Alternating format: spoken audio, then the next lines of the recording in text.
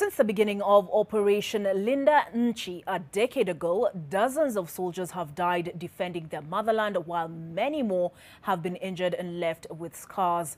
Major Robinson Ondimu survived an IED explosion in Somalia in September of 2012. It left a permanent mark in his life. NTV's Rose Wangoi spoke to Major Ondimu, who shares his story of courage and how he's coping with the post-traumatic stress disorder, a mental health disorder common among soldiers returning from the battlefield. My name's Major Robinson Ondimu. I am 32 years old. Joined the military back in 2009 when Operation Linda Nchi started, and I was among the troops who were selected to go and fight the extremists in Somalia or Al-Shabaab.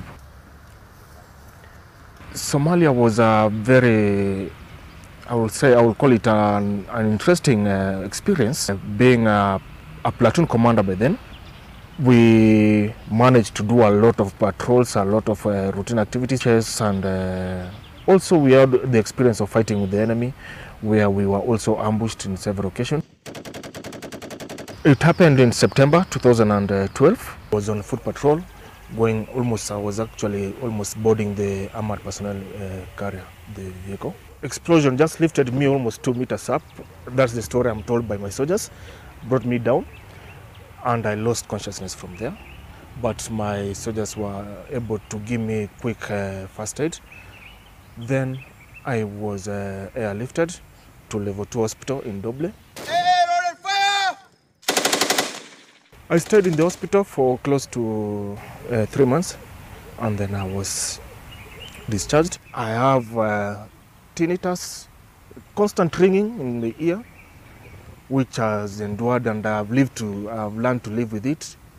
I had a problem with the nerves in the neck, but that one was managed eventually with time. My troops had already moved from Kismayu. They were moved back to Afmado.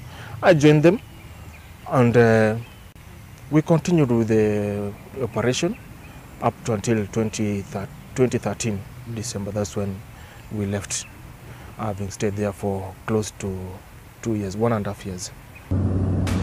PTSD, post-traumatic stress disorder.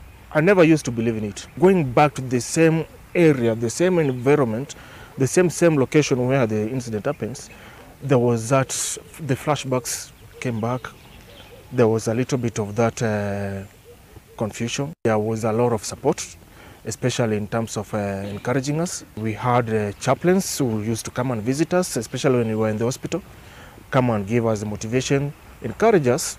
The stress, the PTSD, the psychological trauma could be there, but we are eventually moving on to different phases.